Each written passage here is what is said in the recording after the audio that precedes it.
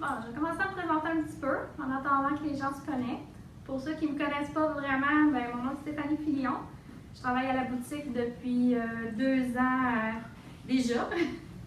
Puis ça fait depuis à peu près 1 an que j'ai commencé à faire un petit peu des patrons. Fait que c'est vraiment quelque chose que... Oh, Bruno place un peu mon cadre. Je faisais déjà de la peinture avant. Puis je me suis dit, bon, pourquoi pas essayer de partager un petit peu une passion que j'avais. Pour ceux qui ne savent pas, je réponds souvent au téléphone à la boutique. Fait que je travaille à la boutique en avant, je suis conseillère. Si vous rentrez, je suis là à temps partiel. Sinon, les fins de semaine, c'est souvent moi qui vais être là les soirs. Puis c'est moi qui réponds beaucoup au téléphone. Fait que pour ceux de l'extérieur, vous reconnaissez sûrement ma voix.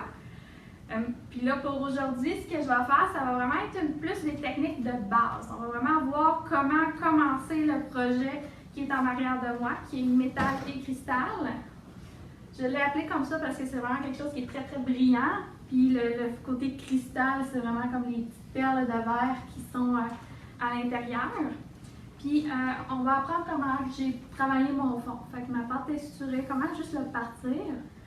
Puis les couleurs, le dégradé qui est en arrière. Après, on va voir aussi une petite partie de mon petit coussin qui s'appelle Bébé Lynx, qui est un petit coussin pour ma future chambre de bébé. Je voulais avoir quelque chose qui était quand même unisexe, qui était un peu plus cartoon, mignon. Fait pour lui, on va peut-être juste commencer par faire un peu le visage, comment faire pour faire la pâte qui est comme à expanser, qui est comme une pâte qui fait une texture. Je ne sais pas si on voit très bien à la caméra, mais les petits picots sur le linge sont texturés. Fait que ça fait quelque chose qui est vraiment sensoriel pour les enfants. Fait que ça peut être vraiment intéressant. Dans ce moment-là, je pense que là, on commence à être pas pire. Fait que, allô, allô. Fait qu'on va pouvoir tourner la caméra. Fait que c'est les 2 projets qu'on va faire. C'est un petit bébé lynx puis métal et cristal. On va commencer par métal et cristal. Fait que je vais passer lui un petit peu pour se faire un peu plus d'espace. Bon. Ici, je me suis fait déjà mon fond pour vraiment voir un peu le résultat final. Fait que ici, quand je regarde vraiment la section complètement à droite, j'ai vraiment le nombre de couches nécessaires. Fait que ici, ma couleur est opaque. Ici, j'ai juste une couche. Fait qu'on voit un peu que la peinture métallique qui a été utilisée, qui est justement le hors champagne, est un peu transparente. Surtout ici. Là, ici, j'ai le hors champagne directement sur ma pâte texturée. Ici, j'ai mis un fond. Dans mon patron, je l'ai fait sans nécessairement faire de fond. Je vais regarder jusqu'à combien de couches ça me prenait pour vraiment avoir une opacité. Ça m'a pris 3 couches. Ici, en mettant un fond, j'ai été capable de le faire avec 2 couches. Fait que ça, on économise un petit peu de peinture, puis en même temps, c'est pas nécessairement obligatoire d'avoir exactement la même couleur. Parce que de toute façon, on vient remettre la bonne couleur par-dessus. Puis l'effet métallique, mais fait qu'on voit un petit peu moins le fond aussi. Fait que si on commence par ça ici, je vais tasser ça. Fait que la première étape, c'est vraiment de venir faire la pâte. Pour la pâte, allez, c'est sûr que ma toile est très grande, fait que je suis allée avec la grande spatule. Fait que ça, c'est une grande spatule de Liquitex. Il est vraiment inscrit dans mon patron. Ça pourrait être la spatule avec le côté qui est plus droit aussi, là, pas nécessairement celle qui est en forme de goutte. C'est juste que plus c'est grand, plus ça travaille rapidement. Pour ma démonstration, je vais y aller plus avec la petite. Mon panneau est un petit peu plus petit.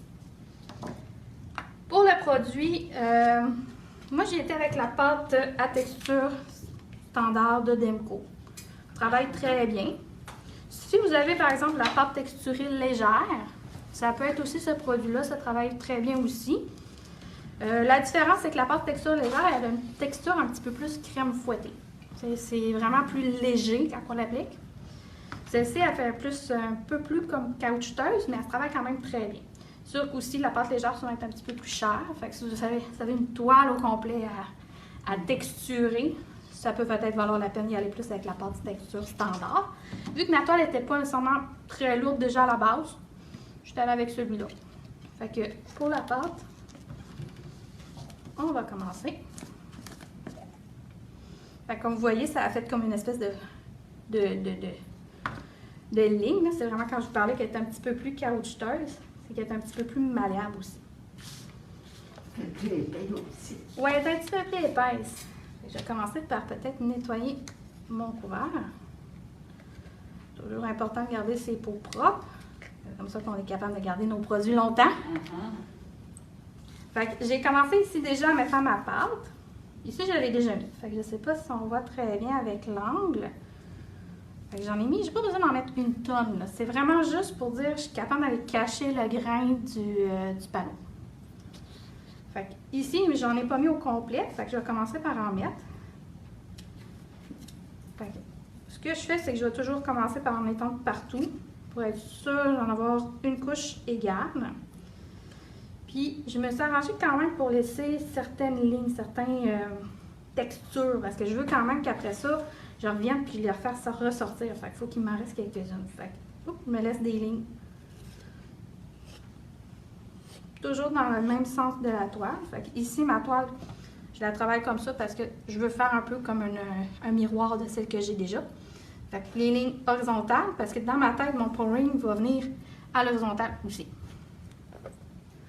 Fait que simplement venir l'appliquer. Si j'aime pas mes lignes, je repasse par-dessus. Pas de problème. On se casse pas la tête, c'est pas quelque chose de compliqué. De toute façon, on revient après ça, on va le peinturer. Fait que si j'y vais puis je pèse pas trop fort, ça va me faire des lignes non continues. Puis après ça, je vais juste m'amuser. Toujours à l'horizontale. Fait que pour la pâte texturée, c'est pas vraiment quelque chose que on se casse la tête. C'est une toile abstraite. Fait qu'il faut quand même rester simple. Puis il faut s'amuser. Pour le nettoyage, simplement venir avec notre papier bleu. On vient l'essuyer. Fait que là, on va pouvoir refermer notre pot. J'avais préparé mon panneau à l'avance pour être capable de travailler sur ma partie qui était sèche. Fait que je vais vous montrer comment j'ai fait ma couleur qui est ici. Fait que là, si vous n'êtes pas obligé de faire exactement les mêmes couleurs, moi j'y étais avec des peintures que j'avais déjà à la maison. Fait que ici, j'avais déjà les peintures Americana Premium. Fait que je me suis dit, le meilleur truc, c'est vraiment de prendre son pot. Puis essayer d'y aller, bon. Ouais, mon gris est quand même pas si mal, mais il manque un petit peu de chaleur. Fait que dans ce temps-là, on a le traditionnel terre de sienne naturelle. Je vais juste en rajouter un petit peu dans mon mélange. Même si je ne suis pas pareil, pas grave. Je vais me laisser en référence proche. Moi, je veux dire, on va essayer comme moitié-moitié. Qu'est-ce que ça donne? En passant, faites pas ça dans le gris chaud d'Americana. Il fait comme un peu une texture motonneuse, mais une fois qu'il est mélangé, il est beau. Il va très bien. C'est juste qu'au début, il est assez surprenant. Je vais commencer peut-être avec une proportion de moitié-moitié. Pour les mélanges, j'utilise toujours la spatule. Ça empêche de gaspiller de la peinture dans les pinceaux puis se ramasser avec des pinceaux gigantesques qui ne travaillent plus. Ils sont plus droits, ils sont juste ronds parce qu'ils sont trop pleins de peinture. Là, n'hésitez pas vraiment à venir gratter le fond. Puis ici, j'ai pris une vieille assiette de styromousse. Ça pourrait être votre papier palette ou votre planche humide. Là, le blanc, je mélange jusqu'à temps que je vois plus mes deux couleurs. Là, je suis comme, on va regarder. On est quand même très près. Fait que ça, c'est correct. Si je trouvais qu'il était trop gris, j'aurais rajouté un petit peu de terre de sienne. Mais ça, c'est pas nécessairement obligatoire. Fait que là, j'ai essuyé ma spatule bien comme il faut. On va essayer de faire un petit tas pour être sûr que ça ne sèche pas puis que j'en perde pas trop. On nettoie. Je vais en faire au fur et à mesure, comme ça on a moins nettoyé à la fin. Fait que pour l'étendre, simplement l'ouest numéro 14. Moi je l'aime bien parce qu'il y a un poil quand même assez ferme. Puis vu qu'on a de la texture, on est capable de travailler sur la texture sans trop de problèmes. Là, je vais travailler comme si mon projet était à l'envers pour être sûr de ne pas me mettre les mains dans ma pâte texturée. Chose que j'ai faite tantôt.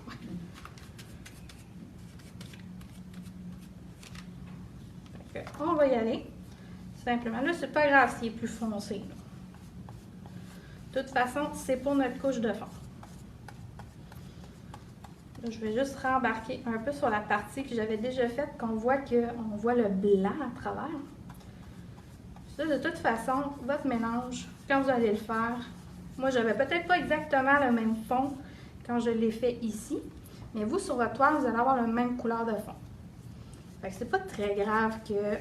Là, ici, il y a peut-être un risque que je vois une démarcation, là, mais c'est parce que mon fond n'était pas pareil. Simplement pour ça. Okay. On y va rapidement. Pas besoin d'une tonne de peinture. Étonnamment, les Americana Premium sont quand même assez pigmentés. Ici, c'est pas grave aussi si je vois un petit peu le fond. Parce que de toute façon, c'est une couleur de fond. Au pire, j'en rajoute un petit peu. Puis je continue. Là, dans ce cas-ci, si supposons je dis, ah bon, mon pouring, je vais le mettre à moitié ou en premier tiers. Je vais arrêter un petit peu après. Fait que dans ce cas-ci, si je me dis, bon, ma toile, je veux vraiment faire mon pouring à partir de ici, je vais m'arranger pour aller mettre un petit peu de peinture plus loin. Pour être sûr que ma couleur métallique, je ne tombe pas avec une partie qui n'a pas de fond, qu'on voit à travers.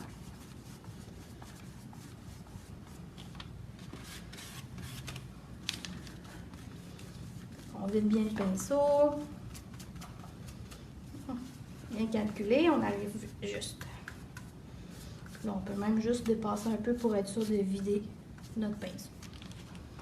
Donc ça, c'est pour juste la première couleur.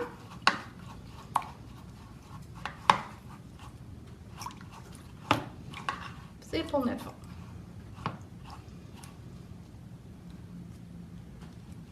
Pendant que ça sèche un petit peu, je vais vous parler un petit peu de la pâte, pas de la pâte, mais du médium phosphorescent que j'ai mis dans la pâte. Excusez pour le bruit. J'ai juste oublié de le sortir.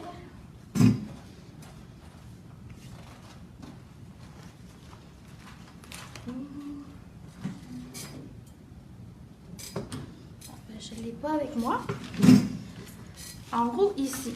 Là, ici, je serais rendue à mettre l'étape du gel phosphorescent. On a un gel phosphorescent dans PBO. Il s'appelle vraiment gel phosphorescent vert transparent. Je vais le chercher. Pardon? Je vais le chercher. Ah, si tu es capable, ça serait gentil. C'est que lui, en séchant, il devient complètement transparent. Fait que je peux venir en mettre sur ma partie de toile où est-ce que je veux mettre mon pouring. Puis une fois qu'il est sec, on ne le voit plus. Le seul moment qu'on va le voir, c'est quand la toile est exposée à la lumière, puis qu'après ça, on se met dans une pièce complètement ensemble. Ah, c'est une peinture, quand la lumière est fermée, tu vois. Oui, c'est ça. Elle éclaire dans le noir. C'est ça. C'est pas comme une peinture néon. C'est vraiment un gel transparent qui va capter la lumière en journée. Supposons que vous le mettez dans votre salle de bain. Vous prenez votre douche, on est le soir. Puis là, quand vous fermez les lumières, il va faire comme de la lumière verte. Okay. Fait que ce serait comme juste dans la partie qu'on va faire le dégradé. Fait que dans ce cas-ci, si j'avais à faire mon gel, je le mettrais, si je sais que je veux faire mon pouring à peu près cette largeur-là, je vais le faire à peu près 30% plus large. Juste en coup de pinceau vertical. Lui, il est transparent, fait que même s'il dépasse le pouring, c'est ça qu'on veut parce que ça va faire un effet un peu négatif. Fait que où est-ce qu'il y a du coulage? Juste une couche. Oui, vous pouvez en mettre plusieurs. Moi, je dirais mettez-en plusieurs parce qu'il va être plus éclairci. Il va comme éclairer plus. Puis en même temps, comme sur ma toile, ici, j'ai une démonstration avec une autre couleur. C'est que les endroits, c'est qu'il y a les petites perles de verre. Vu que le médium est comme... Le médium de coulage est quand même assez épais, mais que les billes sont à côté directement dans le fond, le gel phosphorescent va comme réfléchir à travers les petites billes. Fait que la nuit, j'ai mon gel qui va aller de là à là, qu'on peut vraiment donner des grands coups de pinceau, pas égales, mais que aussi les petites billes vont ressortir. C'est le Colorless. C'est celui-là, le produit que je vous parlais. Merci. C'est mon premier live, là. C'est beau, c'est beau. Fait que c'est lui. Fait qu'il est vraiment marqué qu'il est vert. Fait que lui, quand on va être dans le noir, là, c'est vraiment... Il est vert à vert. Je sais pas si on est capable de le voir. Hein. Un petit peu. Oui, oui. Il a peut-être pas été beaucoup à la lumière aussi. Fait que c'est vraiment un gel qui est transparent. Fait que fiez-vous pas parce qu'il est blanc, il est vraiment transparent. Il se fait aussi dans les couleurs vert puis jaune. Ceux-là ici, quand ils vont sécher, ils vont rester avec un fond coloré. Fait que si supposons que vous êtes en train de faire des étoiles sur une toile, vous pourriez mélanger un petit peu de votre gel phosphorescent à la fin quand vous avez terminé. Sur les étoiles pour les endroits où c'est que vous voulez que c'est éclaircir. Pur ou avec l'acrylique? C'est de l'acrylique. OK, mais tu ne mélanges pas avec un... Non, pas avec la peinture, mais à la fin, là, Okay. quand vous voulez faire des petits effets. Je l'ai même essayé dans des petites bouteilles de plumes mineures. Puis quand c'est sûr qu'il est quand même épais, mais je voulais juste faire, par exemple, des petits contours je pense que c'était des papillons que j'avais fait pour un cadeau. Puis le gel, s'il n'y a pas de bulle dedans, on est capable de faire juste une petite ligne. Il sèche. J'avais pris le transparent, fait qu'on voyait juste une petite bosse. Puis quand la lumière, quand la toile est à la lumière, puis qu'on ferme la lumière, on voyait juste les lignes de contour. Fait que c'est vraiment un produit qui est intéressant. Le seul problème, c'est vraiment que ce soit dans une pièce qui est complètement sombre.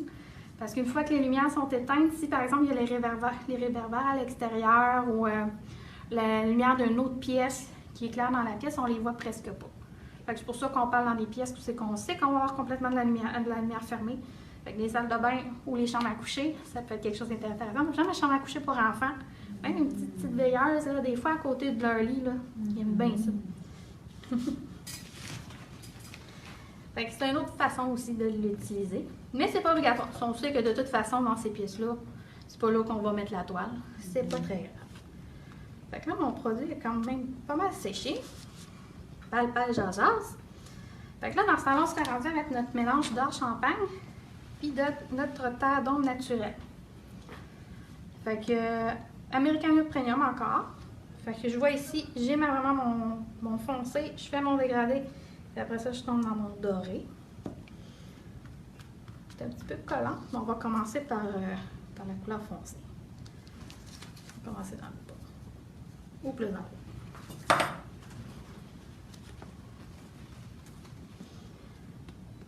Fait que dans ce cas-ci, moi je me casse pas la tête, j'utilise la peinture directement sur ma toile. Fais moins de gaspillage, puis ça me permet de travailler rapidement. Parce que c'est de l'acrylique, ça sèche vite. Plus on est capable de jouer rapidement pour les dégrader, mieux ça fonctionne. Là, il est bien sec. Fait que je vais commencer par me mettre un petit peu de notre or champagne. Mon petit pot il est presque vide. C'est pas la première fois que je l'utilise. La couleur est tellement belle. C'est comme un espèce de mélange entre le argent et le doré. Fait qu'avec mon pinceau bien sec, ben, il est humide, mais pas dégoulinant.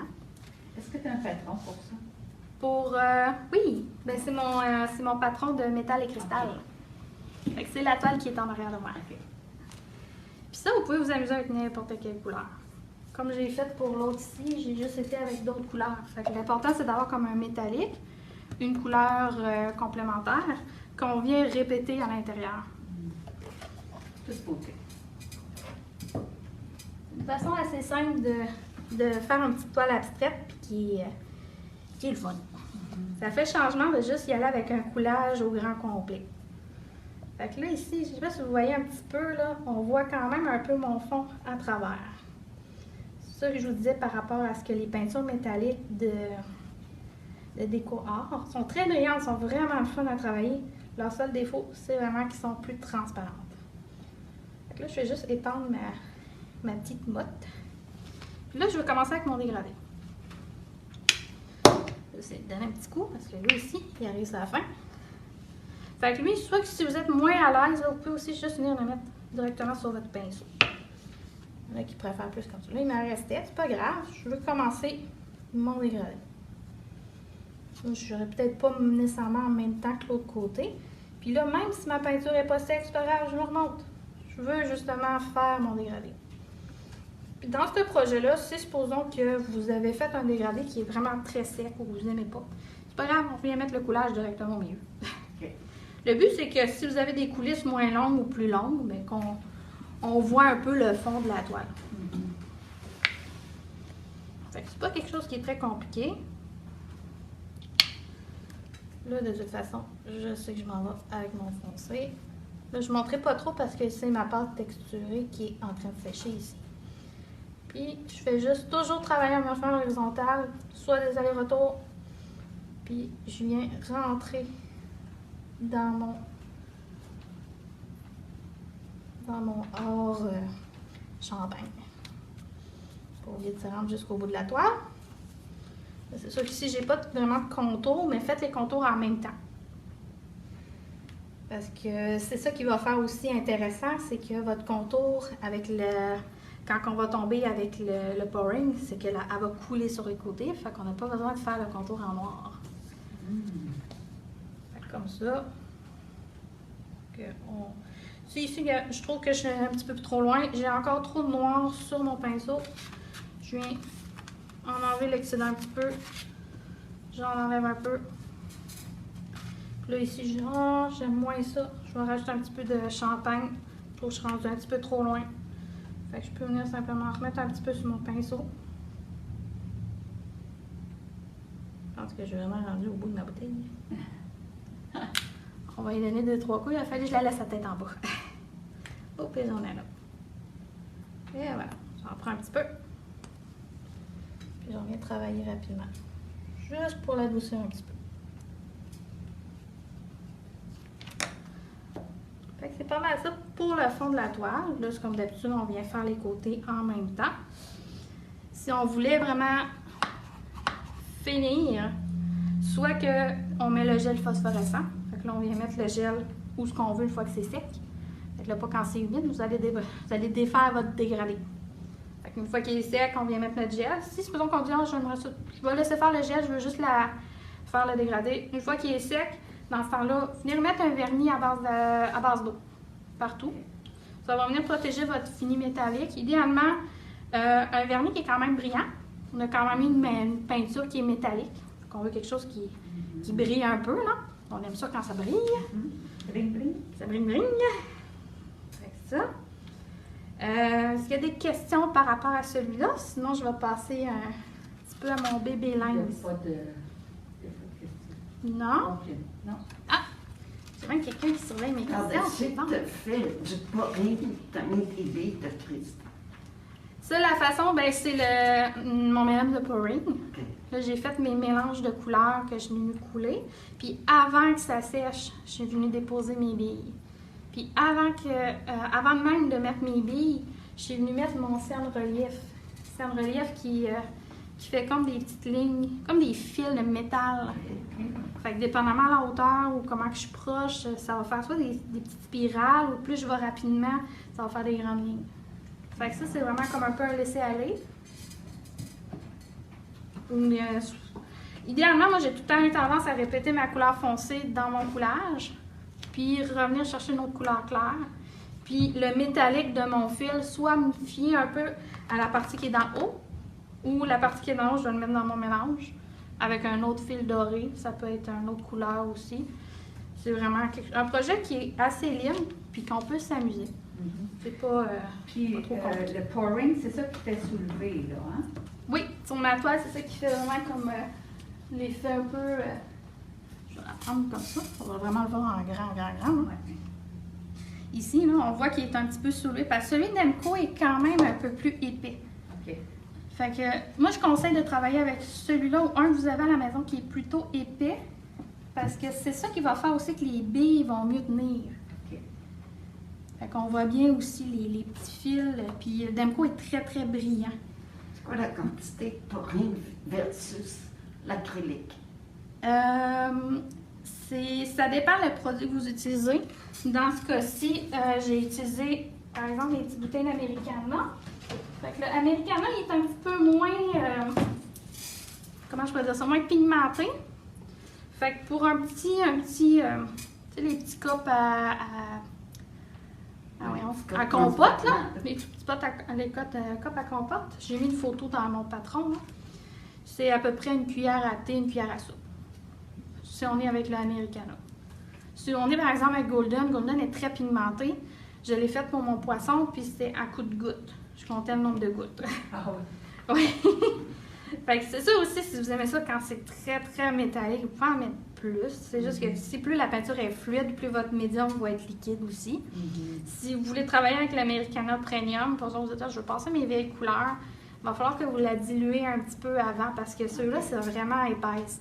Fait que ça se mélange mal dans un médium, même s'il est quand même un peu épais, ça va faire des petites mottes.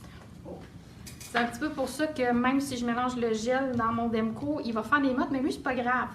Parce que ça va faire comme des petits spots de lumière quand ils vont être dans le noir. Mais pour une couleur, c'est pas intéressant. Non. Fait que, au pire, mettez-vous dans une palette, mettez-en un petit peu, mélangez un peu de médium, remélangez jusqu'à temps d'avoir une consistance d'une peinture fluide. Puis après ça, intégrez dans votre médium de coulage. Mais c'est pas l'idéal. C'est vraiment de travailler avec quelque chose qui est fluide à la base. C'est ça qui fonctionne le mieux. Fait que, on va mettre ça de côté. Pour Bébé Lynx, ça va vraiment être juste comme un peu de base. J'essaie de ne pas tout tâcher. Là, ici, je ne l'ai pas refait sur un coussin, je l'ai refait sur un apron. Faire un peu différent. C'est le fun de faire des choses un petit peu différentes. Fait que pour mon petit Bébé Lynx, je sais pas si vous êtes capable de bien voir. Je vais faire un petit peu la table. Là. Je vais mettre des brun sur mon apron. Fait qu'ici, j'ai carrément commencé par venir faire mon tracé. Fait que c'est la partie la plus simple. Je pensais pas avoir besoin de l'expliquer. Dans celui-là, je voulais surtout expliquer comment fonctionnait la pâte à expanser. Qui est une petite pâte que elle, quand on la mélange avec la peinture Cetacolor, ça fait l'effet un peu bombé. C'est comme si on avait mis des petits popcorn dans la peinture, puis là, ça se met à gonfler. C'est vraiment drôle, parce qu'à minute qu'il y a de la chaleur, là, ça se met à gonfler. Fait que j'ai mes couleurs qui sont ici. Là, mes formats de couleurs sont un petit peu plus petits que normal, parce que normalement, quand vous les achetez, c'est cette grandeur-là. Juste parce que c'est la petite boîte de Cetacolor site découverte que j'avais acheté. Fait que j'ai décidé de commencer par mes couleurs. C'est une petite boîte comme ça ici. Oui, c'est de la peinture de vitrage. À tissu. Celle-là ici. Quand il y a vraiment marqué Cetacolor, comme ça ici, c'est Cetacolor opaque. J'ai travaillé avec les couleurs opaques. Puis c'est comme des plus petits formats. C'est des petits formats échantillons. Fait que pour quelqu'un qui commence, comme par exemple mon patron, j'ai pris déjà juste 4 couleurs qui se ramassent dans le petit set. Puis ça, c'est un set qui vient, je crois qu'il y en a 6. Oui, il y a 6 couleurs.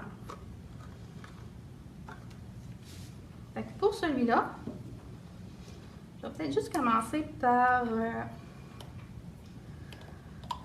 montrer un peu comment j'ai fait le visage, la tête et les oreilles. Les oreilles de chaque côté, j'ai mis justement la petite pâte qui gonfle. Fait que je vais commencer par me verser un petit peu de ma couleur taupe, qui est un beau petit brun pâle qui fait très bien pour la fourrure. Puis pour mon taupe, c'est un mélange de taupe et de blanc. Pas se tromper, si vous avez des bouteilles comme ça ici, là, la pâte à expanser est blanche. Pas faire l'erreur de mélanger avec l'autre couleur parce que vous allez vous ramasser avec beaucoup de bosses sur votre dessin. Moi, c'est facile parce que mon blanc, c'est un petit. Fait que je peux difficilement me tromper. Pour les pinceaux, moi, j'ai tendance à souvent utiliser le même pinceau. J'ai fait tout au complet avec juste un langue de chat numéro 8. Fait que j'ai pas de tendance, à moins que vous vous sentez plus à l'aise pour faire les yeux puis les taches, vu que c'est un petit peu plus petit, y aller avec un pinceau plus petit. C'est juste que moi, j'ai tout le temps eu tendance à y aller doucement puis être très très précise. Fait que je vais commencer par mouiller un petit peu mon pinceau. Alors, tant mieux quand on a un pinceau un petit peu humide. Fait que pour mon fond, je vais commencer par mélanger pour le visage. Je fais 25% de blanc pour 75% de mon taupe. Fait que là, ici, je pense que je vais travailler directement avec... Quand je vais mélanger ça, je vais juste faire la tête au début. Je vais aller chercher une quantité de peinture. Puis ici, je vais aller chercher environ mon 25 aussi. Encore, j'aime bien travailler avec la spatule parce que la spatule me permet de ne pas perdre de peinture dans mon pinceau. Vous voyez, le blanc Vitacolor, c'est pas le blanc le plus puissant. Là. Fait que c'est juste pour dire que j'ai un taupe un petit peu plus pâle. Et là, j'essuie comme il faut pour être sûr d'aller chercher le maximum de ma peinture. Puis, on commence. Fait que, vu que je dois faire, j'ai tout le temps tendance à commencer à gauche. C'est normal. On ne veut pas se mettre les doigts dans la peinture à chaque fois. Allez-y. Vous voyez, c'est pour ça que je vais prendre un pinceau qui est quand même assez grand. La peinture à tissu a tout le temps tendance comme à être absorbée par le tissu. Puis ici, stressez pas si des fois vous dépassez un petit peu parce que de toute façon, on va revenir avec le feutre Cetascript, qui est notre petit feutre qui est ici pour faire le pourtour. C'est qu'avec ça qu'on va faire comme l'effet un peu cartoon.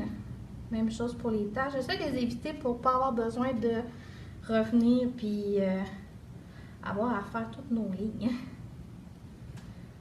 Fait que ça, sur le coin des visages.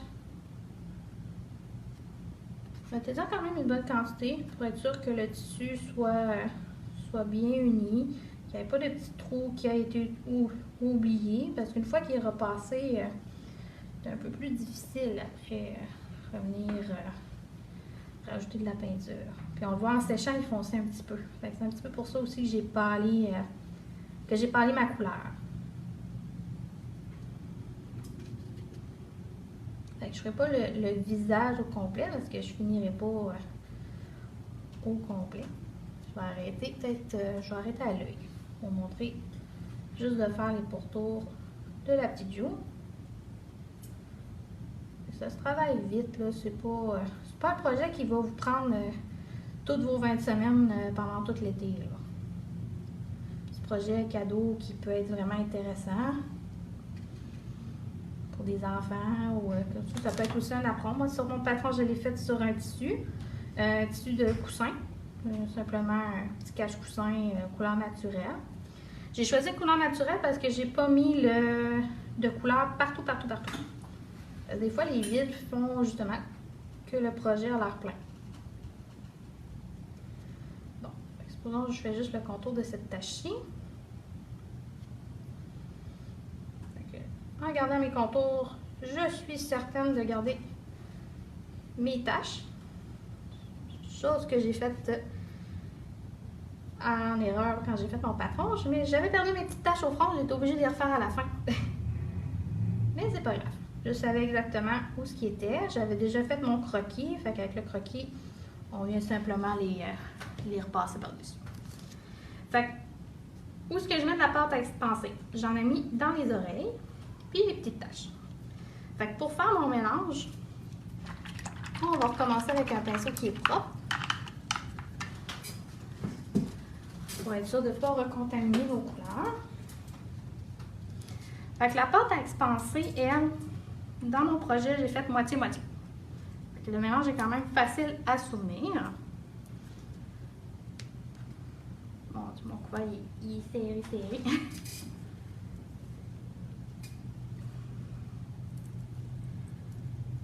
Il fait chaud, hein? Fait qu'on se ramasse avec les mains moites. Ça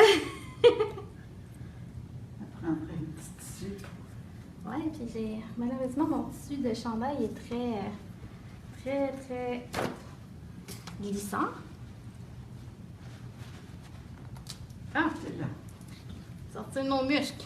Il y a des femmes fortes ici.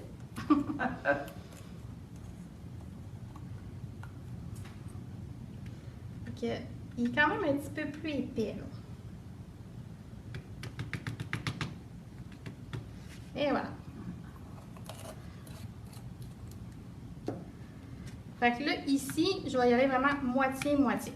Fait que je pense que je vais travailler encore directement avec mon beige. Fait que je regarde, je mets à peu près la bonne quantité. Je ne le prendrai peut-être pas au complet. Je vais venir le chercher avec tout ce que j'avais. faire notre moitié-moitié. Ça va pâlir un petit peu les couleurs foncées. Fait que si vous faites les yeux, vous allez tomber avec un charcoal, mais ça donne quand même un effet noir. C'est juste que si vous êtes très pointilleux sur les noirs puis vous mettez de la pâte expansée, vous allez voir, ça pâlit un petit peu.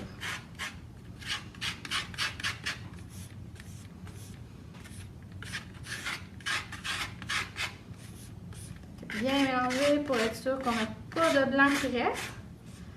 Parce que s'il vous reste du blanc, vous allez voir des petites, j'appelle ça des petits monticules, là, mais vous allez voir que la pâte va comme gonfler plus à certains endroits que d'autres. Vous allez avoir comme des irrégularités dans votre coussin. On nettoie. Fait que là, ici, si je viens faire la petite oreille, en gros, j'ai pris la même couleur pour faire les oreilles puis les taches. D'où l'importance de les laisser parce que si je viens faire ma tache, vous allez voir, ça donne presque la même couleur que mon fond. Puis c'est important, essayez de ne pas faire des petits pics avec votre pinceau. Et voilà. Donc ici, je vais faire l'oreille.